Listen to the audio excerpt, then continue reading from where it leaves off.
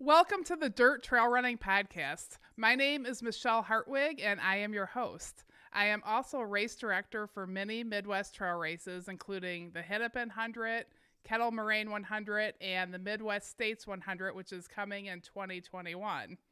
And I am here tonight with my co-host, Krystal The Pistol. What's up, everybody? Happy Monday. It's Monday right now when we're recording this, so if you're listening to the pack, it's Monday. Well, we had to do one on Monday because, for some reason this weekend there was 1 million people racing, which is super exciting to see in-person racing happen. And at the end of the show, I'm going to give a shout out to some of our listeners that did it. But right off the bat, I want to give a shout out to one person, Thaddeus Nelson. He had a 9-hour PR on a 100-mile race, and he finished second overall. It was the Tesla 100. And holy moly. Yeah, he's coached by Coach Brian at Ornery Racing. So I just wanted to give him a shout out. Plus everybody else that raced. But we'll give some more shout outs at the end. But right now, we have an OMR favorite with us tonight, Tara Flesch. And she had a big PR too at Mines of Spain 100. And welcome to the show and congratulations. Yes, thank you. So yeah, fantastic. What was your PR like? 4 hours? Close to 4 hours, 20 minutes. Yeah. Damn. But this year I didn't have to deal with water crossings thigh high either. But it's definitely a good time for that course. Very challenging. Yeah, I saw in my Facebook feed come up that I was pacing and tracing there one year, and it came up in my feed today. Yeah, so I've done the course, so I know what you were up against. So yeah, that's a fantastic time. So how many times have you finished that race? 3 times now. Wow. The race has been going 3 times, and I've done 3 times. I'm not sure how many 3-peats. I know 4 people finished this year as a 3-peat. I think there was maybe 1 or 2 more on there. So I'm not for sure. Yeah, I've heard great things about that race too. The course looks amazing and everything just looks really, really cool. And I'd love to get out there and check it out. The scenery is awesome. Unbelievable. The prairie grass, the trails, the hills are a killer. A lot of elevation. And man, each stretch you're like, it's a love-hate relationship on that course. Like, oh, I love this. Oh, wait, no, I don't love it. And then I have to deal with this next one. And I got the steps. And then I got the long bike path all the way back to the start finish. So, it's a love-hate. Yeah, tell us a little bit about the course. How is it a looped course and how many times do you do it? It's a loop course, 20.2 miles. It's a 14,000 elevation for the entire thing. So it's 2,800 for each loop. The first mile and a half is pavement. Then you get on the trails. You get a beautiful scenery of the first loop. You go around Julian Monument. So you get to see the Mississippi. It's gorgeous. And then you head down some stairs. Then you go through some more trails. Then you go through a horseshoe bluff. Oh my God. The cliffs is unbelievable. We always stop and take our picture, our first loop, second loop, third loop. By the 4th loop, you don't see anything else because it's completely dark. This year, for the first time, the 5th loop, it was dark, so I couldn't take any pictures either. And then you head out to the Eagle Scout, which is a prairie grass, and it's the never-ending out and back. You're like, is this ever going to end? So the first year, Aaron and I counted how many tree lines you have to go in and out of. So there's 5. So you count 1, 2, 3. You're like, okay, 4, 5. All right, we can turn around. Then you count it again. 5, 4, 3, 2, 1. Then so is that the turnaround where you have to write your name on a plate or something like that? I remember when I was with Ann. We get a hole punch. Okay. So you hole punch your bib. And then, and then you come back and do it again and hit a few aid stations. And there's another one. You go up some hills, back down. It's just, and there's a lot of steps. And this year was a dry year because normally there's a huge water crossing. The pictures are so cool to see of Like, isn't there like a rope and a water crossing? I skipped that part, so I didn't get the pleasure of doing that. And was like, well, I had regular pants on. I didn't go there to pace. And she needed a pacer, and I'm like, okay. And they handed me like a water bottle, and I had like pants on and a regular shirt. And she's like, you can't cross that water. So I got off right there. But I don't know. I'm curious what it's like. Is it like waist deep or? It was thigh high, almost to waist. But the only reason it was flooded was because it was a 100-year flood the first year. And then Joshua's son's like, oh, yeah, sign up for the second year. There'll be no flooding. Well, the 100-year flood happened again. It's not supposed to happen 2 years straight. So I was like, I get done with the second year, and like a month later, met up with a bunch of turds, the Quad City turds that they're part of. And he's like, oh, you're going to sign up for the 3 year? There's only 7 of you have done it twice now. I'm like, sure. Is there going to be no flooding? He's like, I hope not.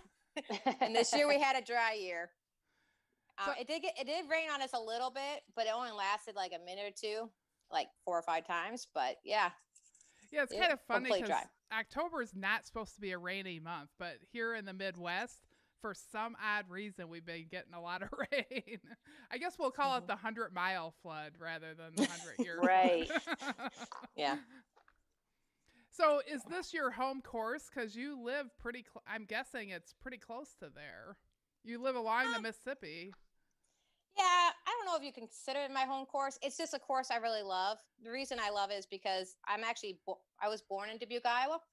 My family's actually from that area, and that's the reason why I signed up for Mines in Spain 3 years ago.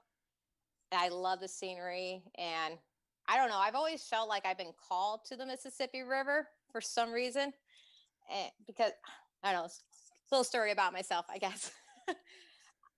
So what was it? Yeah, so I grew up in Wheaton, Illinois, the Chicago suburbs. And then when I went to college, I went 2 years of college at DePage. And then after my mom passed away when I was 20, my dad's like, oh, I want you to go away for your last 2 years. I'm like, okay. Well, I looked around. I was playing basketball at the time, and I was able to get a scholarship to Mount St. Clair in Clinton, Iowa, which was the Mississippi River. And it kind of like called me back to that area. And I moved around a lot after college because I worked for the casino business. I actually lived out in Sioux Falls, South Dakota again for 3 years. And I've been back to Princeton, Iowa for the last 6 years. And I actually do live on the Mississippi. I'm about a half a mile from the water. And I just love going up and down the river. And then I joined the Riverfront Running Gang probably, I'm trying to count how many years now, 5 years ago. And they run on the river, Mississippi River. And we usually run on the river front, which is a dike. And I don't know, I just feel like I'm called more to the Mississippi River and just running next to it. So when you joined the Mississippi Running Gang, the riverfront. Riverfront. Okay. Mm-hmm. How far of a distance runner were you? Like, had you done ultras yet? No. What was it? God, I just joined the group. I saw a Facebook group say Riverfront Running Gang. And I'm like, hey, come train for a Clinton half. I'm like, oh, I've never done 13.1 miles. The most I've ever done was 10 miles. I'm like, sure. They got this training group. They meet every Saturday. And it's about 25-minute drive for me. So it's not like, oh, I could just go there and have the time to do it. I have to make an hour drive there and back and do the running. So I trained for my first half there, and I was like, oh, okay, this is kind of cool. And then got to know a lot of the people. And then I'm like, okay, I can do a marathon, right? Yeah, let's just say I'm never doing a marathon again. What was your first marathon? The Des Moines Marathon. Okay. In 2016. I did that in about 4.5 hours, and I bonked at mile 20. And I just kind of pushed through. I'm like, okay, I had a friend, Randy, who was my pacer at Mines in Spain, saying, when you bonk, just set goals. So if you see a light pole, run to the light pole and then walk it out. And then you set another goal, run to that, walk it out. But then after I did my marathon, I said, okay, I'm done with that. Never doing that. The following year, I decided I'm going to do the Hennepin 50. And that's where I met you, Michele. Yeah. Yay.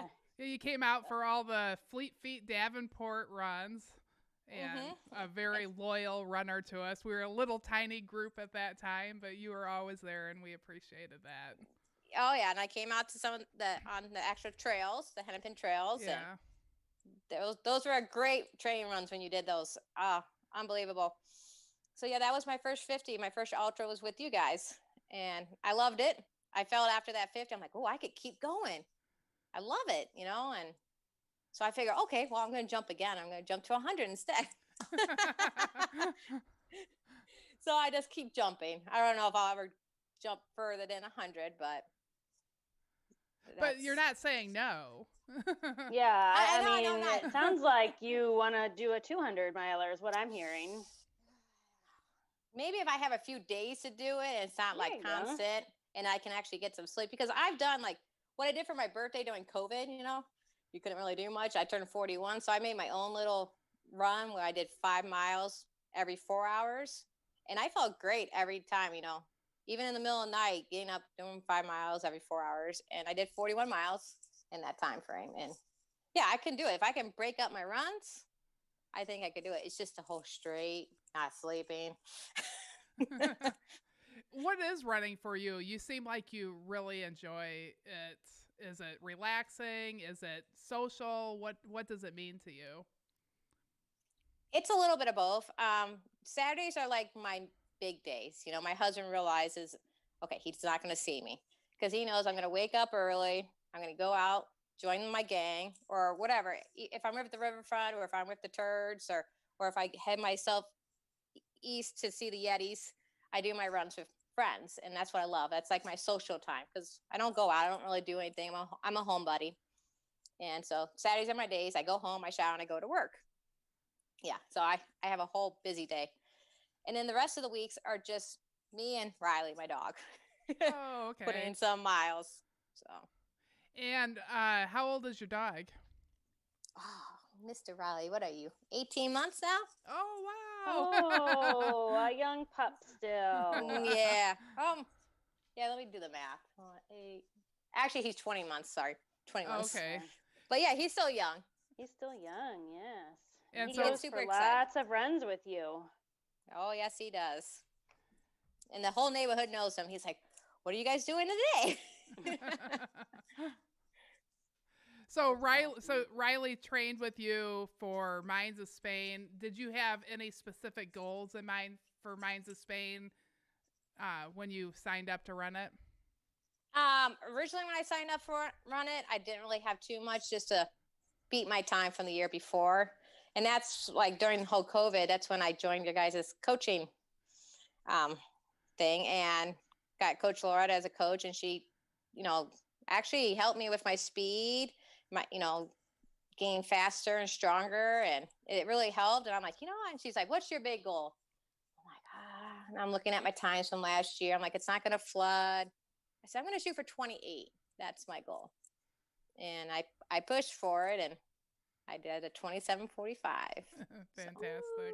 So, yep. How long was your training cycle? Like, did you start in January? Like, when did you start focusing on it? And also, I'm also curious, with COVID, was that stressful? Because I know it's been a hard year for trainings for people because of COVID. COVID didn't really get to me. Because I'm just one of those people. I'm a very self-motivated person, so I don't really need runs out there to keep me going.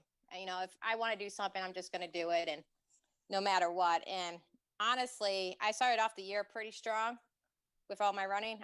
January, I did the Frozen Gnome. And in February, I did a Burrisburg, which was a local race here.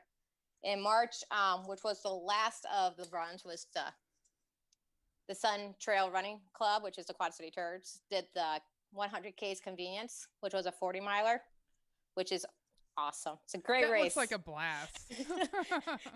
They use, like, the last 2 years, they've used Quick Stars as your aid station. So they give you a little gift card. You got to use the gift card. You save your receipt. So you take it back to prove it. And this year was called the 100 Years of Inconvenience. Way before we even knew what was going to happen with COVID. Well, like a week before, I imagine. Yeah. So we did that. And in that race, he made us go at the last gas station. We had to spin a wheel and we had to bring whatever that object back was. And it could have been like a banana. I think I had pizza rolls. I had to bring back a bag of pizza rolls from. I'm like, I'm going to hold it in my hand. It was only a few miles. I'm like, I'm going to hold it and bring back my pizza rolls. Did they cook them for you? I think they did cook some of them as their little aid station. So, and then of course, COVID happened. And then I did sign up for the Tennessee run across Tennessee. So I did keep track of my miles, and that was just something to keep me going. Hey, I'm going to track my miles, my running, my walking, and did all that. And April, I did my birthday run. So a lot of it was all self-motivated. And then May, Aaron and I just said, hey, let's do the, which one was it? The Sugar Badger 50? The virtual Sugar Badger 50? Yeah. And we actually did that on the Hennepin. We had Michele Schuler. She lives pretty close to the Hennepin, so we used her house as an aid station, and we kept going back and forth, running up and down the Hennepin. And then we kind of got bored because it was so flat. And do you know that little stretch that has the trails next to the Hennepin? Yeah. So the Yetis made it. Yeah, and so we did that for the last 10, 15 miles just to break it up a little bit. So, and then, yeah, we did that, and I'm trying to figure out, then in June, we did the Midwest States 100, the 10 and 100. All at once. Aaron's plan was trying to do it all at once, and I ended up getting, 80 in.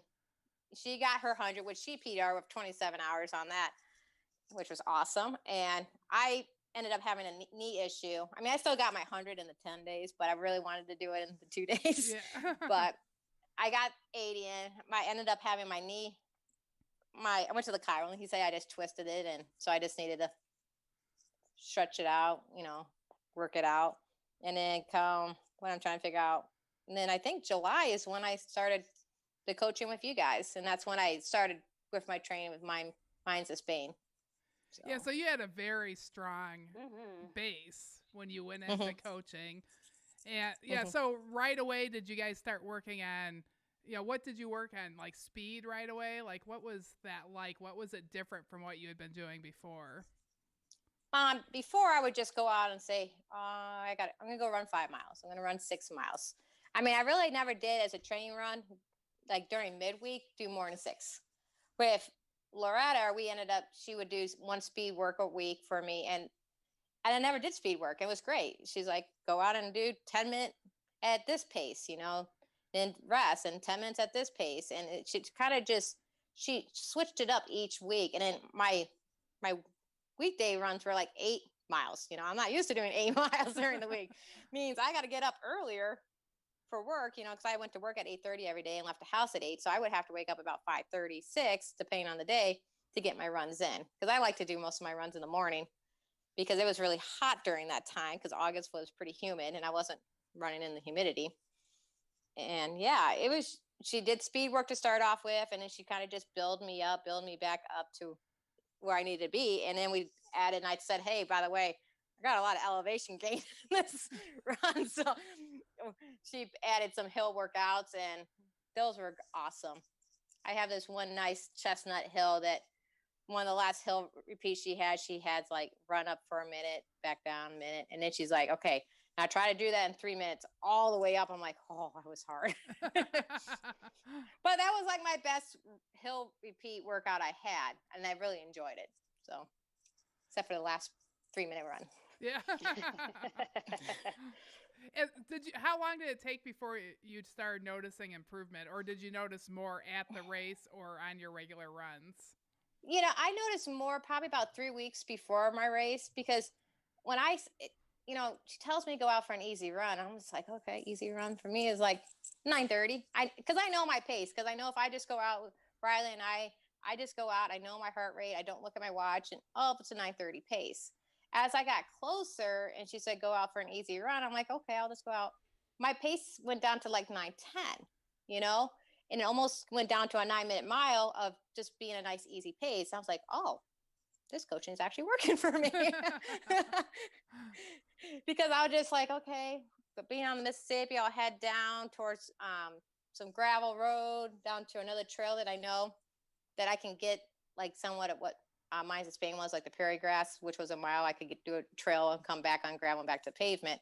And I was like, wow, I just did 8 miles at a 9:08 pace and didn't even realize it. That's fantastic. Mm-hmm. I want to hear a little bit about race day and strategy. How you planned on going out for the race, like your first lap, like, nutrition wise, just, give us, somebody looking at the race, getting ready to do it, give us some strategy of how to manage it. All right. Well, I freaked out a little bit Monday beforehand, just because that's the day I always take, because I'm off Sunday, Monday from work. So Monday I had all day to lay everything out, put all the clothes. And first thing you always have to look is the weather, as you're always looking 2 weeks out, and the weather can always change going up to it. And we had all this warm weather, but that day it was turning into being 50s during the day, which is fine. 50s is great weather, no problem. But when you're hitting down into the 30s at night and you're not used to 30s at night, it's like, oh crap, how do you dress for that? And then it kept going back and forth. And then, so really it came down to, okay, so I had to wake up a few early mornings just to see what the weather felt like. And I'm like, okay, I'm going with capris. Capris are going to keep me warm enough, but not hot enough. And then I'm like, okay. And then you gotta have long sleeve shirt. And I usually always start with a short sleeve shirt with sleeves, have pull up sleeves, because if you put another long sleeve shirt on, then you got to take your pack off, take your shirt off when you get hot. So if you get the sleeves to roll down, you can cool yourself down. So I pretty much, with the clothing, I decided on capris, t-shirt, arm sleeves, and kept it at that. And I had a light jacket I could have, like a rain jacket. For nutrition, I'm a peanut butter jelly kind of person. Cashews and almonds, little 100 packs. I always put like peanut butter M&Ms as a little treat. Gotta have salt. So I had little baggies of tortilla chips. That's my go-to. And another nutrition thing that, always worked for me is doing salt tablets. I'm a big key of salt tablets. So taking salt tablets every hour works for me. And you got to make sure, I always get yelled at for not drinking enough water. So I always make sure I drink 1 flask of water every hour. So that keeps up with your hydration pack. So that's kind of how my nutrition works for me. And then, and then on race day, just eat. When you get to an aid station, eat something, because if you don't, you're going to fail. You got to keep fueling your body as much as possible. And it gets hard at night because you're tired, you're sleepy, your stomach doesn't want to eat anything, but you've got to, I eventually just forced broth down my throat, or I was like, okay, that cookie looks good, or some chips looks good. And one of the things I wish Loretta would have told me this before we went in. She texted me in the middle of the night. She's like, if you get tired, start eating. I'm like, okay. So I'm glad she gave me that word of advice late in my run, because I just kept trying to eat as much as I could. And my plan, I had a plan set out because I knew I had to get 28 hours. I looked at my times from last year.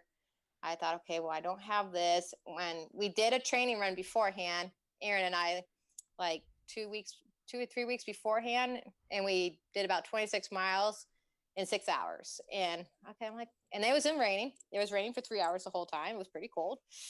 And I'm like, okay, well, let's plan on. So I had in my mind is the first loop was 4.5.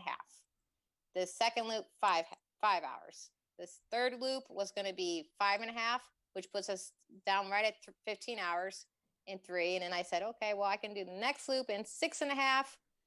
And then the last loop I can do in 7. That puts me about 28 where I needed to be. And I pretty much made each loop the way we wanted. And it was awesome. So Travis Swanson, I saw he was running with you. He's on here and he said, great job, Tara. And Brian Pope is on here telling you well done. Hey, awesome. Yes, I'm going to give Travis some kudos, because Aaron and I are pretty good runners together, and we work off of each other pretty well. She's fast at downhill. I'm strong at uphills, and we play the yo-yo games back and forth. And I call us the dynamic duos, me and Aaron. Well, Travis we are now called the trifecta team. All right, Travis, the trifecta. Yeah. But we played off of each other on the first 3 loops. It's like, you know, one will go ahead, one will fall back, but we stayed together. But we always stayed together, and we always kept each other's spirits up and alive, and especially the 3rd loop. And I was getting tired, you know, a little bit on the 2nd loop. I'm like, oh, I got to get a little bit of energy going. But we worked with each other, and it was awesome. It was great to have the first 3 loops with Aaron and Travis. Absolutely. I don't know if I didn't have them, I'm not sure I would have had the time I had. That's great. So for somebody that's watching, thinking about running the race, like how do you like drop bags? Is there drop bags out on course? Like how does that all work? And how did you manage it? Well, let's just say I didn't use my drop bag at all. Yes, they do have drop bags at every aid station. So there's one aid station you hit twice after the first 4 miles, and then you hit it again 8 miles later. But that's where I had mine. But what I learned from just reading on the Ornery Mule pages and some experienced people, they say don't waste a lot of time on drop bags because you're most likely not going to be in your drop bag. But if you're going to do a drop bag, make sure you just have your necessities. You know, if there's a go-to food, put your go-to food in there. You know, put an extra pair of clothes in there, put a pair of socks in there, put a flashlight, batteries, some salt tablets if you need it, or some Tylenol. Just whatever you think you may need, but you're probably never going to use, put it in there. What did you use? You said you didn't use them. Did you pull anything out of there, like change of clothes? No, never did. But the thing is, this course is different because you got a 20-mile loop. You're going back to the start finish for 20 miles. So if you can run 20 miles without hitting that, you're golden, you know? I mean, if you did kettle or hennepin, you're going from start to finish and you're not hitting that again, you know? It's a different, I like loops, I guess. I never thought I would like loops, but I always like coming back to a start because I know all my stuff's there. And if whatever I need, I can grab there. Yeah, I think there's something really nice to be said about loops because like that first time's so easy. And then when you start to get tired, you're like, well, remember that first time I did it, how easy it was to run this little section? Let's just pretend like it's like that right now and then do it. That's, I think, a really great thing about looped courses. Like Frozen Gnome and Earth Day are both loop. And I when I run that loop, I always think, man, that first loop was like way easy. I'm just going to pretend like I'm there. So yeah, I do like Frozen Gnome. Yeah. So how many times have you finished Frozen Gnome? I feel like it's been a lot. We've done 3 of them now. So. Yeah, that was our only race last year. That was in person. And it looks like we'll have it again this year. Illinois is tougher than it is in Iowa. So we have not been able to get permits here. But fingers are crossed. It's looking pretty good for Frozen Gnome. So what about your dog ran all your training with you? Did about half of it, yeah. Did the dog get to use his training and run any of the course with you? No, I kind of wish I could have. I kept telling Aaron, I'm like, I wonder if Joshua would just let us run our dogs the last 5 miles. You know, because our last aid station's like 4.9. I'm like, you know, Aaron, you take Monkey and I take Riley. We just run them in. But no, all I did was the last, you know, going up the hill, you know, you got about 3/4 mile or whatever to go up that hill. And my husband was waiting at the top and he had my dog with him, Mr. Riley. And I said, give me Riley. He's got to finish this race with me because he needs to get some credit too. He was all super excited. He's like jumping up at me like, Mama. So your husband crewed for you? How is it to cruise? Oh no, he just came for the finish. The only time he crewed for me was Kettle last year. And he's like, I'm done with this, babe. You have your friends do it. No, my crew was Barb Knight. She crewed Aaron and I. She did an excellent job at that. Oh yeah, so. Barb is great. That's cool. So how many times on course? So I don't Ann didn't have crew. with her. And I don't remember where you saw a crew at. How does that work? The crew this year with the COVID, you can only be at the first aid station. You weren't allowed to crew anywhere else. And I think that's always been like that. And we used to be able to get pacers too at another location the year prior, but with the whole COVID, they just kind of kept everything. You know, if they prefer one crew per person, one pacer per person, just kind of keep it very limited to how many people are actually, at the start finish. So, but everyone had to be at the start and finish area. Oh, that's a really good point. Like, what were for COVID, what did a COVID race look like? They did waves this year. So, they had it broken down based off your ultra sign up. You know, how many, we had 3 waves for the 100. And Aaron and I were in different waves. We're like, oh, wait, that's not going to happen. So we text, the RD Joshua and said, hey, can we be on the same wave? So he put us both at the 8:10 wave. So we were able to leave at the same time. And our times reflected that. So when I finished at 27:55 on the clock, my time was actually 27:45. So they were able to adjust your times based on your waves. So there was 3 waves for the 100, and then there was 100K, and they started 5 minutes after us. And about how many runners were on the course? Well, I think I don't even remember. I think there was like 60 each wave. So 240. I know this was his most he's ever had. Oh, okay, that's good. The best turnout, because when I got there, you could start putting, you got this crew, they call it Crewville. So you got put up tents and that. So you come back and forth, and you could start at 5:30, and I got there at 6. I'm like, holy crap, this is already full. I'm glad I got here when I did. Yeah, I'm sure everybody was really excited to have an in-person race. In Iowa, I don't know if they ever shut down races, because I know the Boonville 100 went on, and I've heard of a few other races. They did shut down like for April, May, and June, but I think from July on. Oh no, June did reopen because we got Schutzen in. Schutzen is Schutzen Park, which you just do loops of a 0.85 loops. You can go for a spanker for 31. I only did a little bit of that because I was running my Midwest State 100 the next week, so I got about 12 loops in there. 0.85 loop. And isn't that a really tough 0.85? Like, it's very hilly. Oh yeah, hills and stairs. Yeah. Yep. Well, Iowa, I think, is a pretty hilly state, actually. Is it? In certain areas. Iowa's still flat. It's just a matter of certain areas. Yeah, certain areas. I feel like I was surprised when I drove out to Colorado, and we got off on like some side roads, and it was just major rolling hills, and I'm like, this is way hillier than it is in most of Illinois anyhow. Mm-hmm. I mean, we're not flat like Nebraska, so we do have our hills. So what was one of your best memories that came out of Mines of Spain this year? Oh my God. There's just so many. And they're all watching right now, so. They're all watching. So I can't choose one or the other. I don't know. There's a few times I wanted to get emotional, especially because a lot of people do pacers. I did my pacer. Randy did a great job. I told him I want to be back in 6 hours, and we got about 6:20.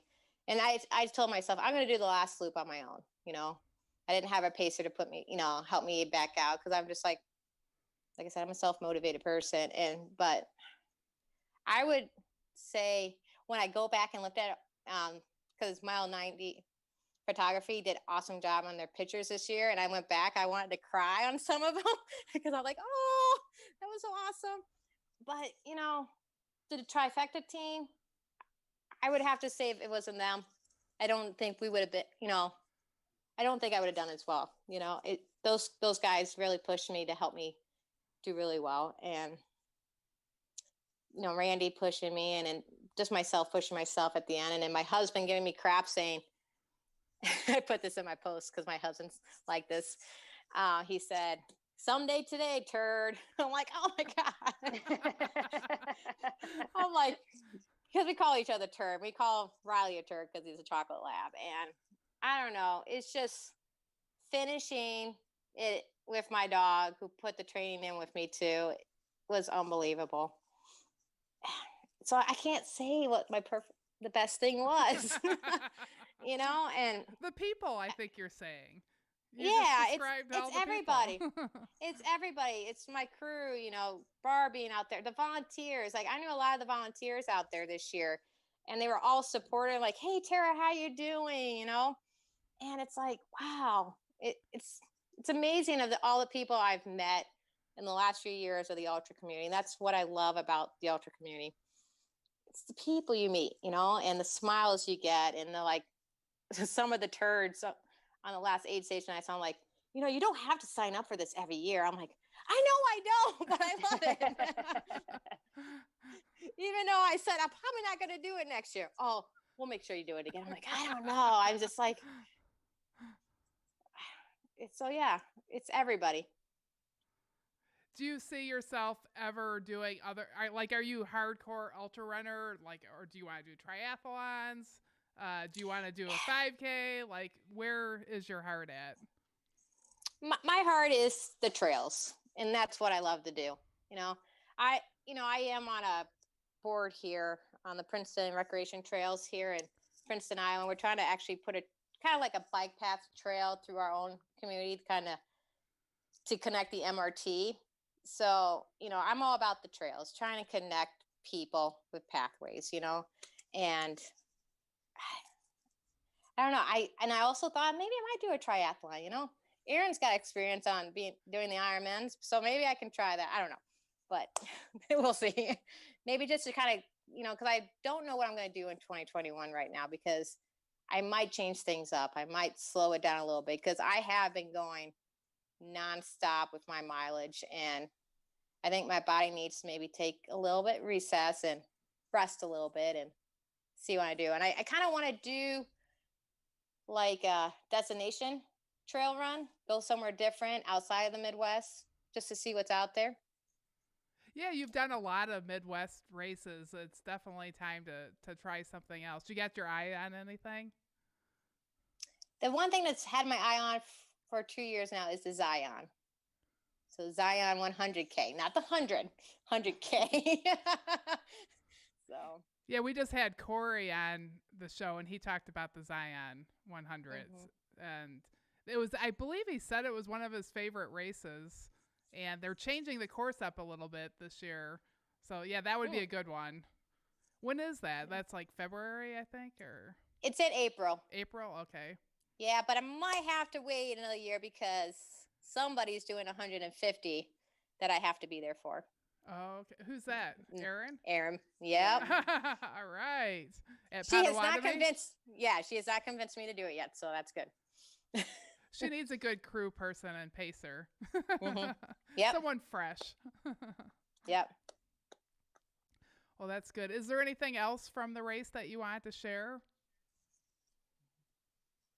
I think I got everything out there. Well, we're super proud of you. It's been fantastic. I saw you as a beginner runner for ultras, and it was very clear that you had a lot of talent. And also that you had a lot of joy for running, which makes you a good runner because you were just positive 100% of the time. So it's been a lot of fun for me to see you grow as a runner over the years. And I'm so happy for you with that big PR at Mines of Spain. It's a great race. I'm just so happy for you. Thank you. I do remember 6 miles out, some guy, because every time I see her around, like, yippee, hi, hello, awesome sauce. And the guy's like, are you on drugs? I'm like, no, I'm just being happy. I'm like, and then I'll like say, hey, good job. Some runners just like, don't even talk to me. I'm like, okay. I mean, they didn't say that, but you could just see in their look. But yeah, I like to have that spirit out there. Yeah, do you ever get down? Like I had to teach myself not to. I can remember a race, Potawatomi, I complained for 10 miles, and I was like, well, that didn't help anything. So then I had to remind myself at next races. Have you ever got down? I haven't. The only time I really gotten down was probably Kettle, because my feet were hurting. And I was like, I'm done. I'm never doing this again. I had 18 miles left of Kettle, and my feet were just aching. I cried. I said, I'm done. Don't worry. I'm okay. This ain't going to bother me. And then I got back up and took off. So that was really out of anything. But in Mines of Spain, I never got down. I just thought to myself, I got 18-minute miles to get to 28 hours. And then the little demon in your head does talk to you and say, you don't really have to push yourself. You can just walk it in like everyone else is. But I didn't let the demon win. I just kept going. And I don't give, like, I had never had a hallucination, by the way. I haven't been like sleepwalked at all. I haven't had the experience of that yet. So thank God. Well, that could be a lot of fun too. Yeah. Do you think there's anything from the first year to this year that you learned that you could pass on to somebody else? Just like I was talking earlier, making sure you eat, and some people can take salt tablets, some people don't. And that's been my key of how I recover pretty fast is salt tablets and learning what your body does to heal itself, and that's my go-to. I was freaking out because my favorite salt tablet, which are S caps, I couldn't buy. I'm like, I don't know what to do. But my pacer Randy, he gave me the kinds that he used. And so I went and ordered those and they work perfectly for me. And just making sure. Oh, one of the things I do like to do when I'm running, I drink chocolate milk. I drink a whole glass of chocolate milk each loop. That's my go-to too. Yeah, chocolate milk is probably one of the best things to drink when you're running. I mean, that's what I think. It's such a good, I don't know, it's just good. Mm-hmm. I don't know why. It's just good. It's got a lot of calories. And yep, a lot of calories. Yep. And you can just drink it. You don't have to actually chew it or do anything else. So yeah, that is my go-to. Yeah, drinking's so much easier. And I know when I first started running, I thought it was so funny that I was trying to do big calories. I'm like, I'm eating candy while I'm running because I was training for a marathon at first, and I had never ate candy while I was running. Right. But you get to, so that's really, you get to have chocolate milk. So yeah, and the people just got to realize you have to eat. You can't run. Yeah, there's people that can ultra runners out there that can just drink Tailwind the whole time and do well. But average Joes, I think we need our food, So eat substance. Don't be afraid to eat and get out there and figure out, before you get to a race, during your training run, so what you can't take in. Yeah, that's great. Should we do the Ornery Mule Stubborn 5, Krystal? Sure, we sure can. Okay, these are 5 questions, and you can answer these as fast or ornery as you want. Okay? Alrighty. Question 1 is share one thing about you that people may not know. I'm a hunter. Oh, cool. What do you hunt? Turkey and deer. One of the things when I married my husband, been 11 years now, he says, if you want to see me during the winter months, you got to learn how to hunt. So I learned how to hunt with bow and shotgun. Nice. Cool. Yeah, you'll have to listen to Jeremy Humphrey's show. He's a hunter. He's the guy that rescued the lady that was lost in the Utah wilderness for a while. And yeah, that was really interesting. But yeah, I have a lot of respect for hunters, and that's cool. Is your dog a hunting dog? Jared, my husband's trying to get him too. He's gone out duck hunting a few times. So Jared hasn't shot a duck yet from the retrieve it, but he's been out a few times. Really cool. Yeah, I saw a turkey on my way home from my run today. It was big. When is turkey season? I believe it's going on right now. Right now, yeah. Yeah. Yep. Is it October? I know it started in September. I haven't. It seems like it would be now getting ready for Thanksgiving. But I don't know. It probably is. Right now, I'll honestly tell you, on Sunday, the day after the 100, I was up in a tree stand with my bow. Oh my gosh, that's awesome. Yes. And I saw a buck. He was like 50 yards out in front of me. And then my husband was in a stand next to me. He was rattling and scared the buck away. So oh well. That's super cool.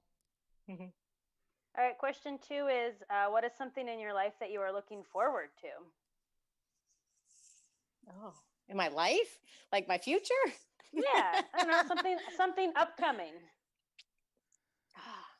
I just want to take a vacation somewhere nice and warm. But I haven't really planned it out yet. We always talked about going to Ireland. So it's just a matter when COVID and a few years go by, when that's all gone, maybe exploring the world. Nice. All right. Question 3 is, what is your favorite hobby? But I can probably answer them for you, but go ahead. There's a few hobbies. I can name a few. Of course, running. It's a hobby. I do golf. I golf once in a while, hunting. And I sew. Oh, what do you sew? Whatever my heart's desire sometimes. It just depends. My mom taught me when I was young, so. That's cool.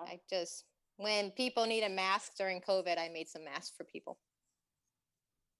And I saw you made like some cool bucket thing that was like a seat for aid stations. It was like your crew, like that looked like a crafty sort of. It was really nice. Yeah, just take a bucket and use duct tape.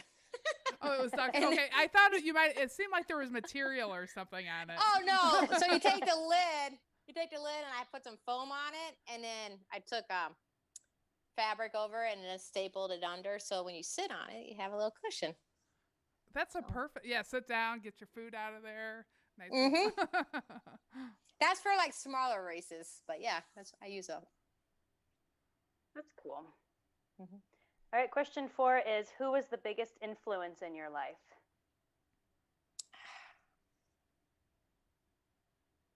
I don't know. That's really a hard question. I would just say my parents, growing up, they raised me for who I am today.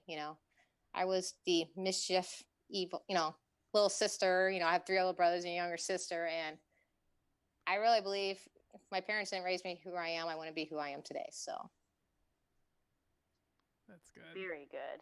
All right, last question is, what is your favorite treat for a job well done?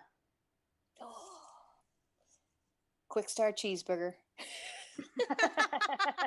Or a Dairy Queen Oreo Blizzard. Ooh, yes. So I did get that after mine to Spain. Yeah. I was like, Jared's like, what do you want? I'm like, go get me a Blizzard. You definitely earned it. And where's the cheeseburger at? Is that by your house, restaurant? Quick Start is a gas station. Oh, geez. I like gas station cheeseburgers. So that's like a big chain here in Iowa. So. Okay. You've never been to one, Michele? I'm shocked. I've even been to one. I did not know about them. So it's Quick Start. Oh, yes. Well, I'll have to try their cheeseburgers. I've been eating those way before running since my college days. So since 2000. 20 years of cheeseburger. So like you and go they in haven't there. changed. Do they cook them, or like do you microwave them? Like what, you walk in? No, and... they cook them and they just put them out and you grab them. And then you just like grab one like in those little heating things. Yeah. Our next Someone road give trip this girl to a Colorado. sponsor. We need a sponsorship here. Yeah, they could reach out to you. Well, that's good. Funny. Anything else that you wanted to add? No, that I know of. Everyone's been amazing. So. Well, you're really amazing. So thank you. Well, we'll get on to Patreon stuff with Krystal. Sure. Yes. We have a Patreon page. If you go to our Facebook page, it's the Dirt Trail Running Podcast on Facebook. There's a link there. It takes you to our Patreon. Check it out. Sign up. You get, some cool swag, and we record after our live shows. So there's a little behind the scenes stuff. So come check it out. And also leave us reviews on iTunes. Please. Thank you. Yeah, that helps us show up when people are searching for a podcast. So we really appreciate. There's lots of great reviews on there. We like reading what you write. So super appreciate it. And we couldn't do this without Coach Loretta. She organizes, she hooks us up, helps us find, sets up all of our appointments. And thank you so much, Coach Loretta. And then my son Royal over here, he does all the technical stuff. He makes the screen look pretty. And he carries his computer in, he has to unhook his computer at home and then carry it up here, then hook it up, and then hook everything up on every single show. So he works really hard, and we really appreciate him. And we also really appreciate all the listeners, and thank you again for all the Patreons.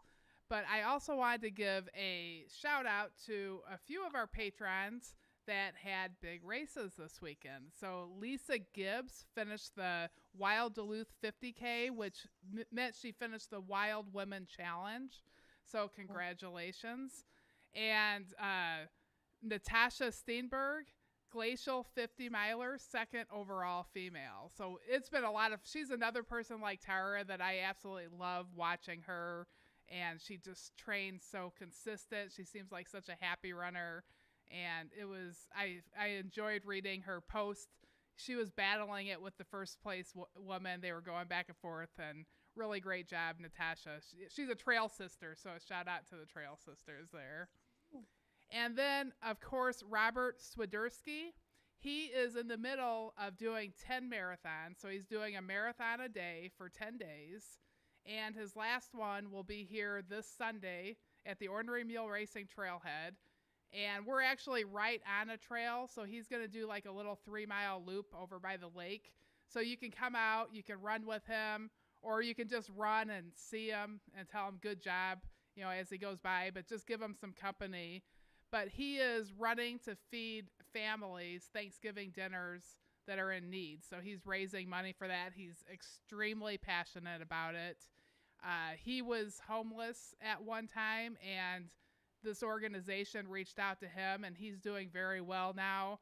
But when he his life changed, I would want him to tell the story pretty quickly, but he's very, very passionate because they've helped him out as well.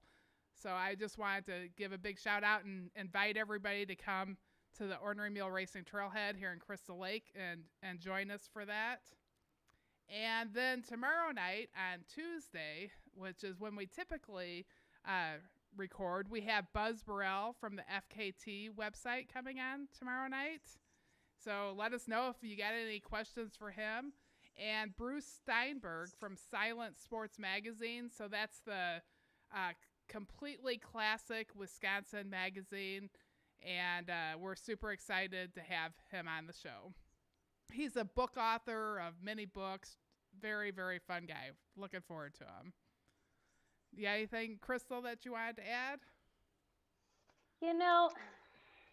All this talk about people doing hundreds is making me want to run another one.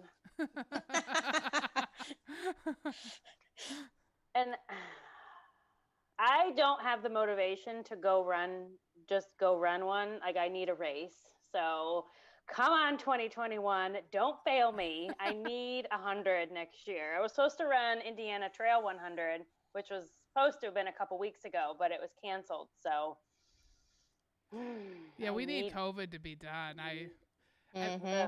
I would say, like all of our races are I'm still worried. I haven't opened up registration, and they normally would be. Because at the beginning of the year, it's like, oh, this will be done in a couple weeks. But now I'm like, I have no idea. So yeah, we need this to be done. Well, I got an idea for you, Krystal. Stormy's thinking about doing 100 all on his own. Maybe you could do the Stormy Krystal 100. As long as it's not 200, I'm fine. Okay, because he tried to convince me to he's like, well, you can do the 200, the Hennepin. I'm like, yeah, just run back to the start. No.